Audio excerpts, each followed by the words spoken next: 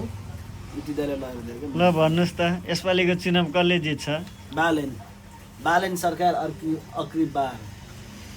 ल भन त घन्टी सरकार घन्टी घन्टी र बालेन एउटै होला अन्त घन्टी त यही त भन्यो नि केपी ओलीलाई चाहिँ के छ यसपालि झापा दमकबाट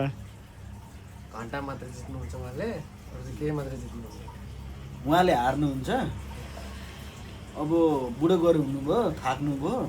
अनि त्यो माथि नै दुईवटा किरी नै छैन अनि हर्क साम्पाङ आउनु भइरहेछ त प्रधानमन्त्री म भन्छु भनेर धरान बनाउनुलाई पहिला उहाँलाई चाहिँ भनौँ धरान बनाउनुलाई होइन त्यसपछि उहाँलाई काठमाडौँ छिराउनु श्रमदानले देश बन्छ र अब हाम्रो बालनजीले के होइन श्रमदानले देश बन्छ र नेपालमा त्यसै अब रोजगारी कमी छ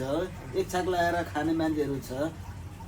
देश विकास गर्न श्रमदान गर्नु कि घरमा चाहिँ आगो चुलो बालेर चाहिँ भात खानु बनाउँदा तिमी आफै हुन्छ अर्कालाई भन्न चाहन्छु धरन बनाउनुहोस् है त्यति नै भन्न चाहन्छु हाम्रो बालन शाहले अब के भने काठमाडौँ बसेको मान्छे हो उहाँ होइन अब कति वर्ष भयो उहाँले मेयर जितेको अहिले 4 वर्ष 4 वर्ष भयो होइन 4 वर्ष भयो जित्नु भएको अब उहाँले प्रधानमन्त्री भनेमा केही देश उपलाग्छ कि डुब्छ दुईटामा एउटा चाहिँ हुन्छ यङ मान्छेले बनाउनु पऱ्यो कि अब त्यो बुढा पाकाहरूलाई चाहिँ जिताएर चाहिँ काम छैन